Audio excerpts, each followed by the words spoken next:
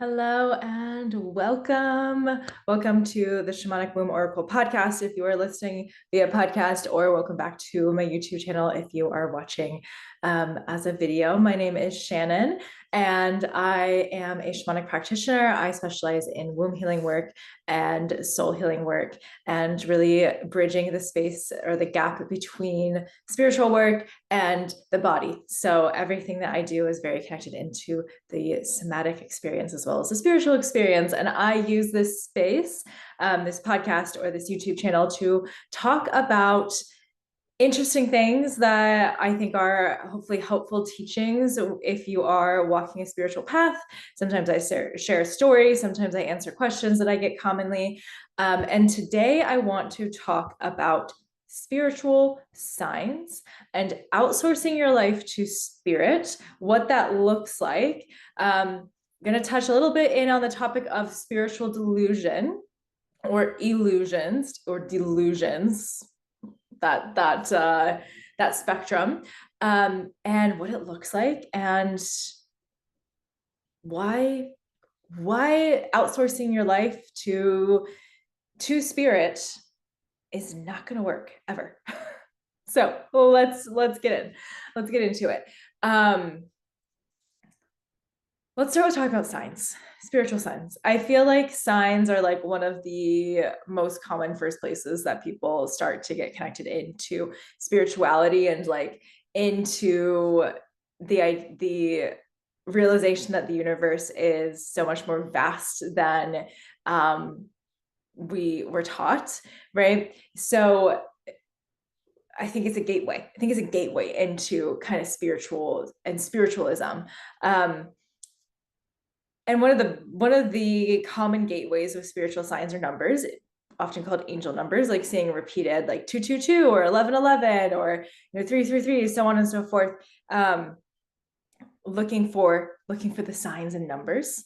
Another really common practice that's taught, especially in kind of like if you are getting into a spiritual practice, is to ask spirit for signs, like if this is the right decision, can you show me a sign that looks like this? Or, if this is the right person, can you show a sign that looks like this? And it's fun. It's a fun thing to do, to play around with signs and ask spirit for signs, to pay attention to numbers and see like what kind of numbers show up in your life.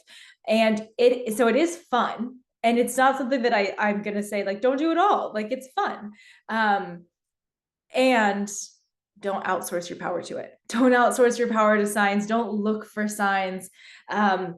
It's something that is a great introduction to spirituality, but it's also a place where I've watched a lot of people outsource their power to signs, and something that I've definitely had conversations in the past with clients about, like, hey, it's great to look for signs, but like, please don't make your life about the signs. Let's step back from looking for the signs, because what happens is when we get so attached to spirit giving us signs, we start to give up our radical responsibility for ourselves. Radical responsibility is one of my favorite topics.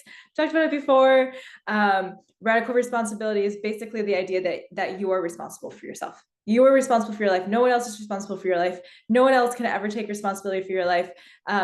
You are ultimately the one that is responsible for like what your life looks like, how you're moving forward with whatever cards you've been dealt. We're not always responsible for the cards that we're dealt, but we are responsible for how we react to the cards we're dealt and how we move forward with it and what we do with, the cards we've been dealt, right? And so that's radical responsibility. Is I'm the only one who has the responsibility or the ability to change things for myself, really, like when it comes down to it. There is no magic wand. There is no like, oh, I'm just going to wait for someone to come save me. Like, no, I am my own savior, as it were. Like, I am the person who needs to show up for myself. That's my radical responsibility. And when we get really deep into signs, one of the things that can happen with spiritualism and getting really deep into like science from spirit is that you start to give up your responsibility for yourself. You're giving responsibility, you're taking it away from yourself and you're giving it to spirit. Well, if spirit doesn't give me a sign for this, then I guess I'm not doing it. I didn't get the sign from spirit. I may have really actually wanted this thing, but spirit said no, so I'm not going to do it. I'm not gonna make that decision. I'm not going to go to that event or like whatever it might be, right? And at a certain point, we need to make sure that we are not giving up our responsibility, our grounded responsibility and power in this life to anything that's not ourselves, because we come here as spiritual beings in human bodies to have a human life, and part of having a human life is learning how to take responsibility for yourself, responsibility for your life, responsibility for what you're doing. And when we kind of outsource our power to spirit or to signs, we become disembodied from our human grounded self, from why we are here. We are here to be in a human body. We are here to make human decisions. We are here to learn how to live as humans. We are here to to have a 3D human life. And so that life is a life that is, I would say, always supported by and better and better when we have a relationship with spirit. But we should not, at least in my experience and in my opinion as a shamanic practitioner, we should not be giving up control of our life to signs from spirit. Because we're also then giving up our human learning to signs from spirit, right? We are giving up our lessons, the things that we're here to learn how to do or decide for ourselves in our human body. We are giving that up to spirit. I don't want to give that up to spirit. Do you really want to give that up to spirit? That's part of your soul's evolution, is to be here learning. And what happens is, one of the things that can happen is when we come to a spiritual path, we are looking for guidance. A lot of people come to a spiritual path because they feel lost in life, and so they're looking for a reason why. They're looking for what is happening. Did a video podcast on this a few weeks ago. So when we're coming to learning to connect to spirit from a place of I feel lost and I want answers, it becomes really easy to get super attached to signs and to give up, outsource our power to the signs, right? And there's also the psychological reality of limerence. When we're looking for something, we're going to see it. We're much more likely to see it. I definitely went through this phase, right? I don't personally know anyone who hasn't, at least to some extent. And I definitely went through a phase of looking for numbers. And I really specifically, a spirit number, an angel number for me is 1644. And sometimes 444. And so I looked for that all the time. I did. And there were times that I wasn't consciously looking for it and it showed up and I'd be like, oh my God, there's my number. But I was connected into that number. So of course, some part of my subconscious brain was looking for it, right? There is a psychological aspect to spirit, right? It's not, they're intertwined, they're inextricable. And I would look for, that number or, other numbers on a license plate or on my, I don't know, if I open up my computer, what time is it? That kind of thing. I'd look for these numbers and just see, okay, what is that number saying to me? What's the message? And everything was a message, or so much was a message. And I got really connected into the portal dates, I've done work on portal dates before, offered sessions and stuff on the portal dates. And what I mean by the portal dates are the 2/2, February 2nd, or 1/1, January 1st, or 3/3, March 3rd, the days of in the months. There's one in every month where we have the double number, right? So numerologically, you have extra energy. December would be 12/12, right? November's 11/11, so on and so forth, right? And so I got also very connected into those days. And like I said, I've made offerings before on the portal days, they are powerful days. Numerology is powerful. It is real. Numbers do have an energy. But what I did was I outsourced my power. What I realized, the reason I stopped making offerings, and I haven't done offerings for a couple of years around the portal days, come join me on 11/11 or whatever, is because I realized that I was outsourcing my power to those days, to the numbers. And going, oh my God, this is so powerful. I have to be so tapped in and tuned in, and like I have to pay attention to this. These are powerful days. There are signs in these days. I have to, be on, paying a lot of attention. And I was outsourcing my power, so I stopped paying as much attention. I don't really pay attention to those kind of days anymore.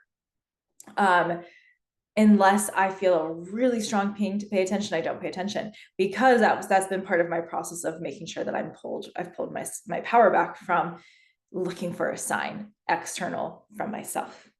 Another thing that I am actually working on pulling my power back from is astrology. I have done so much research into astrology. I do not consider myself an astrologer, but I do understand quite a lot of astrology.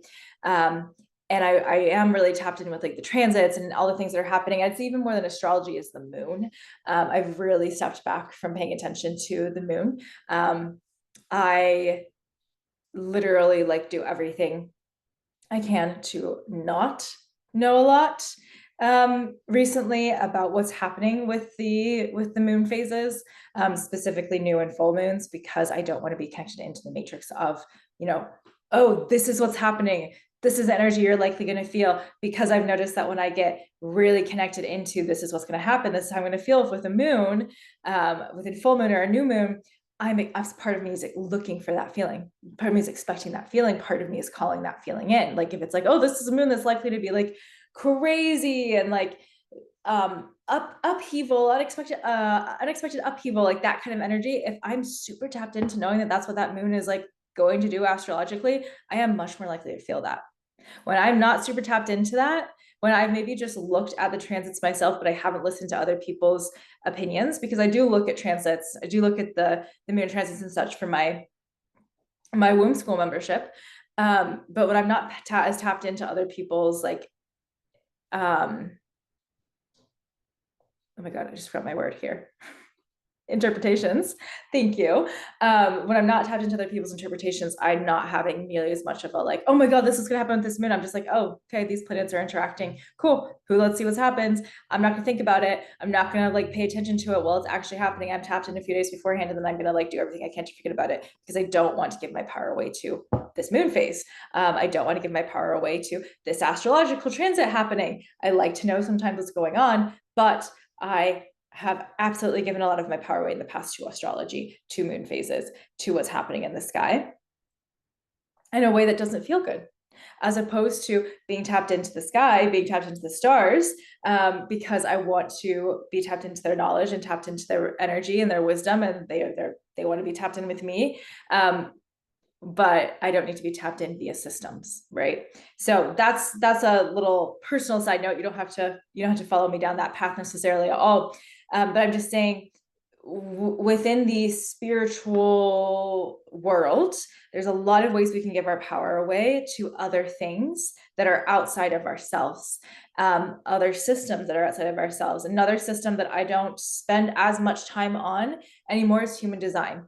Another system I know a lot about, another system I've learned a ton about, know a lot about my own chart. Something I do still look at. I still look at astrology and human design for my clients, because there are parts of it that I think are really helpful to understand, high level energies that are important for them to understand, for me to understand. I think it's really helpful. But I do not pay nearly as much attention to like kind of the teachings around here's how you should be for your sign here, or sorry, not your sign, for your energy type in human design. Here's what this means or that means. Like, I don't really care. I don't want to give my power away to that, because it's just another box. The whole point to me of connecting into my spirit and my unique soul blueprint is to get out of the boxes, right? Same for all of us. Get out of your boxes. So my point is, there are systems that are really beautiful. They teach us a lot, and we don't need to give our power away to them.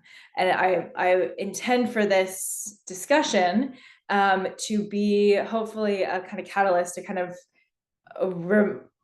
catalyze a remembering and or awakening for you of like, oh, maybe I have given a little bit too much of my power, my attention to some of these old systems that I don't actually want to be giving my power and my attention to anymore. Right, good to know. I don't want to do that. Let me pull some of it back. Might start with just the numbers.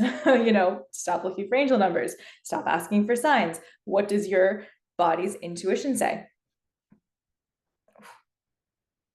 as I say that, I just hiccuped, which is really interesting because that to me is like when I hiccup, or especially when I hiccup after I say something that you know has a powerful ring of truth to it.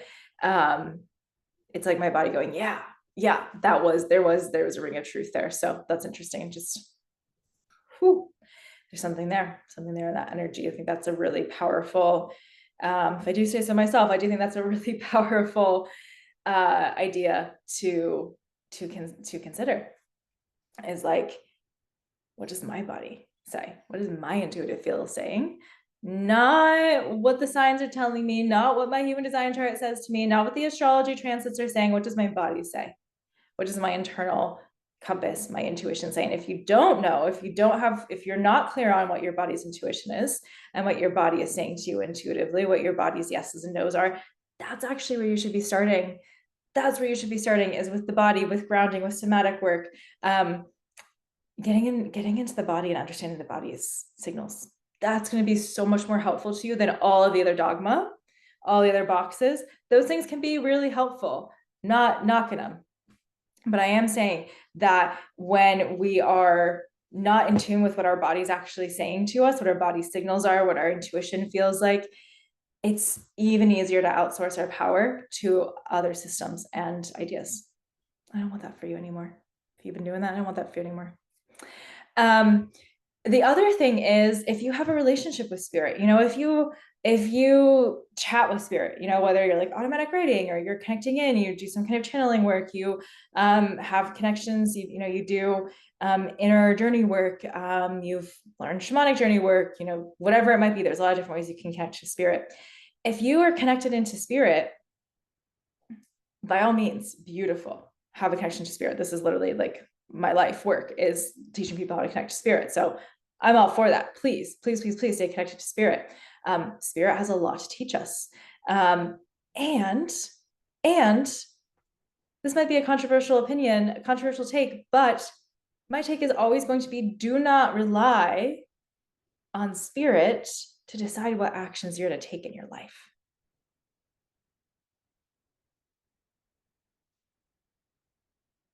Double check your actions you want to take with spirit. Sure. Spirit might give you ideas about actions that you might not have even completely considered without a little nudge from spirit. Listen to those nudges, listen to those ideas, but do not outsource your ability to take action to spirit. Don't wait, because you are unsure, you don't feel confident in your body, you don't feel confident in your body's intuition and knowing, and whatever spirit you're connected to is telling you wait, question that. Sometimes spirit does say to wait. Absolutely. I've gotten that. That's come through many times. Sometimes spirit tells you to wait. But also, this is where discernment's huge. Discernment's huge. Being able to tell ourselves the truth is huge. Being able to see our ego and our fear and our shadow, huge. Because, and being able to discern what spirit you're talking to. Being able to discern that they are truly working with you for your highest good, because there's a lot of false spirits out there. Entities are real. False, kind of like tricksters are real. Trickster energy and spirit is real, right? Super, super important to be able to discern and to know what's your ego and what's your fear and what's your shadow, because so often, I see this a lot, the messages that are like, wait. You don't know. You don't know what to do. Wait a little longer. Wait until this thing. Do this first. Do that first. Those are messages that are really coming from your ego or your fear. Or they're coming from, you're a place where you're not connected in to the most discerning, truthful source energy, kind of spirit source. And maybe you're getting a little tricked. And that's part of your path. You got to learn how to be tricked. I don't think anyone who works deeply with spirit has not been tricked at least once. has not fallen into illusion or delusion with spirit at least once. I know I have. Absolutely. It was a hard lesson. It's a hard lesson to be like, oh my God, I gave my power away there.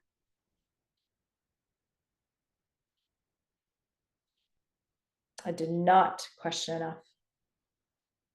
I did not discern enough. Oops. If that hasn't happened to you and you work deeply with spirit, it could be happening to you right now. Just saying. So have a relationship with spirit. Learn how to communicate with spirit. Learn how to discern what is spirit and what is ego or fear, shadow. And also learn how to discern what is just fear in your body or your mind or your ego, right?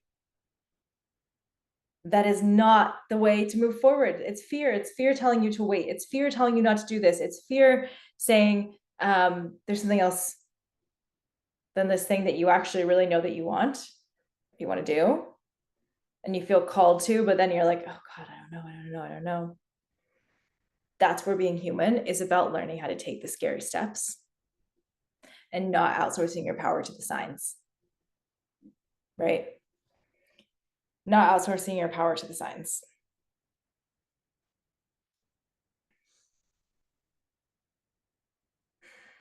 And also, another thing here is to notice, is to start to learn how to discern, start to question. You learn how to discern by questioning spirit, questioning what you get, questioning the messages you're receiving, sitting with your body, learning how to be grounded, learning how to listen to your body, have a really, really, really good relationship with your body, right?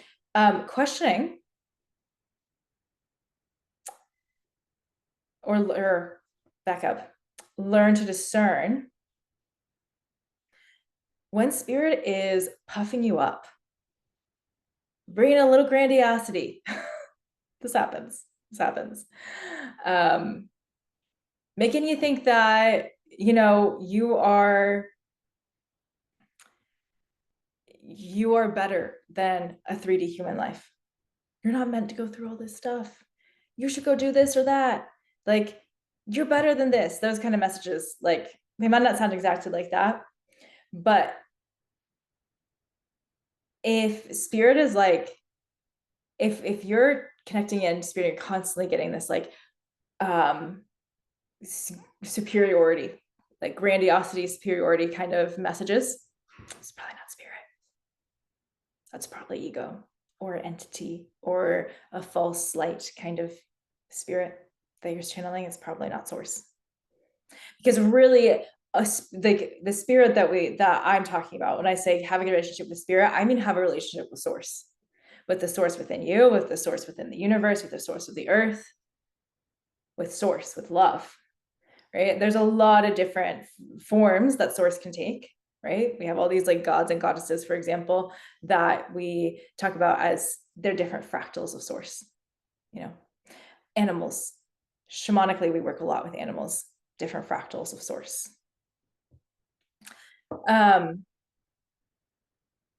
Yeah. So learning how to question and discern what is source, what is at its core source, what is at its core ego or fear or shadow or something false trying to come in, and it's going like saying, oh, this person's a little leaky with their power. I can come in and work with that. I can set some of that power and can send them the way I want to send them.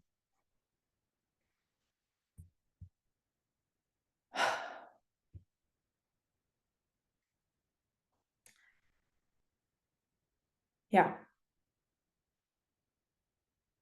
Be aware. Be aware that you're not outsourcing your power. Be aware that you are not outsourcing the human life that you are here to live, because we are spirits having human experience. I do believe that. I do love that idea. But the key point there is that we are here to have a human experience. We are here to learn how to be human. We are here to be connected into our humanity. We are here to make decisions like a human. We are here to live the life of a human. And so if our whole life is spent listening to what spirit has to say to us and we're not living as a human, we are missing the point. So an example, my partner and I just moved to a new city in a new state 6-ish weeks ago, something like that. In April, we moved in April. And we moved to this place partially based on our intuition and spirit. I've told this story before in a different episode, but essentially on my podcast, I don't think it's on YouTube, but it's on my podcast. But essentially, we decided we knew we needed to leave. We knew we needed to move. We needed to leave Colorado, which is where we were living. And we did use intuitive spiritual techniques to decide where are we going to look. We looked at maps. We looked at astrocartography. Like we did the things. We did the spiritual things. And we went on a road trip. We visited places. One of the places we visited was where we moved. And we did connect in, especially me, obviously, because connecting with spirit is my work. Huge part of my life. I did connect in, and I was like, spirit, what is the energy here? Why are we being called here? And spirit was so strong. Spirit was like, yes, you can feel it. Your body can feel that this something here, that there's an energy here pulling you here. His body could really, really, really feel how much energy was pulling him here, pulling us here. I'd say him and us. And the spirits of the land were like, yes, here's our messages, connected in with different birds. We had a lot of birds showing up as we were making a decision. So I was connecting in with spirit and I was listening to spirit, right? Part of my decision to say yes to the move was based on what I was getting from spirit. And part of my knowing of like, we need to leave where we were living was based on spirit and my connection to spirit. But it was also based on a lot of very 3D human reasons, just as many 3D human reasons as spirit reasons, honestly. And moving to where we moved, also based on 3D human reasons. There were things we were looking for, like specific, like things like, for example, cost of living. We were looking at that, wanting a place where we could just kind of settle down for a little bit and figure out more of like what we want to build together, have more space and room to breathe into what we want to build together, right? There's a 3D human reason. But also before we made the decision, get the yes from spirit, got the like, yeah, okay, this is it. We both feel the intuitive pull still. This is it. What we're doing, what we want to do. Then came the research of, okay, let's make sure, what are the laws like? What are taxes like? What are, all the things that like, as I run a business, I need to know all this stuff. There were like 3D physical things that I looked at, because if those things weren't going to work, what's insurance like? What's blah, blah, blah, all these things, like if those things weren't going to work, then moving wasn't going to work, right? Like then we needed to come back and be like, okay, spirit, hear your messages, but these 3D things are not necessarily lining up. We need to do a little digging or searching here, right? My point being, spirit is a huge part of my life and how I make decisions. And I do not give all of my power of making a decision to what I get from spirit. Because then if I did that, I would be giving up my power, my not even just my power, but like why I'm here as a human first to learn how to be a human. I know I've said that like it feels like 10,000 times in this video. That's an exaggeration, but I listen to spirit and listen to where spirit's pulling me or calling me or asking me to go. And I'm also very, very much listening and looking at the realities of my human life. I feel called all the time to move and travel all over the world. I feel called to places all the time. And you know what? My 3D life has not been super supportive in the last few years of let me just go pick up and travel and go anywhere. So I can work, I go connect in to the places that I'm called and I journey with them. I connect into the lands shamanically. If I can't go stand on them myself right now, that hasn't been how things have been aligning. Cool. It doesn't matter. I can still go connect in. Doesn't mean I have to get on a plane. A few years ago, 5, 6, 7 years ago, I'd been like, I have to get on a plane or I can't do this. I have to get on a plane right now. I have to go to that place. Otherwise, I'm missing something. Spirit's telling me to go. And if I can't go, I'm never going to be able to understand it. It's part of my soul path. I have to make it happen with very little regard to the human 3D things that I needed to do in my life. That's very bypassy, right? It was immature spirituality, which is just true. I mean, we all go through those phases. That's fine. Listen to spirit, but you also have to pay attention to the world and to your life and to what you need on a 3D level. And don't outsource what you need to what spirit tells you to do. Because if it doesn't align with what you need, is it really spirit telling you to do that? Also, another place to discern.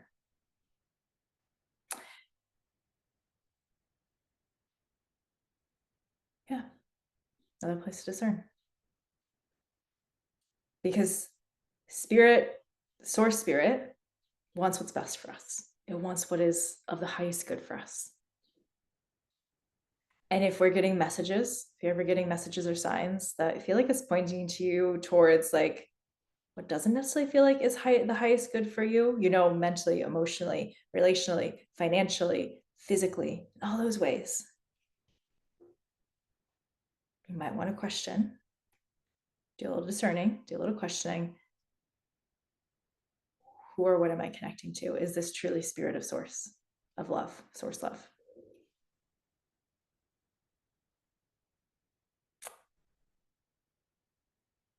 So, to conclude, signs are great. Creating connection with spirit, huge, amazing, wonderful, lovely, huge part of my life, huge part of what I teach, connect with spirit.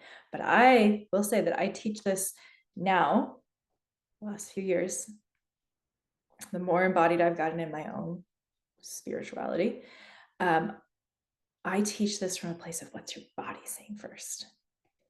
I love that you're getting messages. What's your body saying? How do those messages feel in your body? Because your body is your vehicle here on this earth. Your body is your attuning, pillar of energy. If your body is not attuned or feeling like a big yes, or yeah, this works in my life, this works for the 3D reality, to those messages from spirit, we're going to listen to your body. If you're working with me, we're going to listen to your body over the 3D, over the messages from spirit. Right? Because you're here to be a human first. You're here to be embodied first. It doesn't do anyone, you included, any good to get out of your body and be living up here in La La Land with spirit. It just doesn't do you any good. In the long run, it's not going to help you. It's not going to get you where you want to be or feeling the way you want to feel. And so I guess I didn't really touch too much in on spiritual delusion here. I think I'm going to leave that, actually. I'm going to leave that for another discussion. What it really looks like when we are tapping into, falling into spiritual delusion specifically. It's a whole other topic. So I'll put that one to rest for a moment. Come back to your body first. Connect to spirit and learn to always attune what you're receiving through your body. Your body is your pillar of truth. It is your way to really notice and discern what's true. Not just true for you, but truth, universal truth as well. So bring it back into your body. If your body feels off with something, with a sign, a message, listen to your body. Listen to your body. And in order to really be able to listen to your body and trust your body, you might need to do a little somatic work.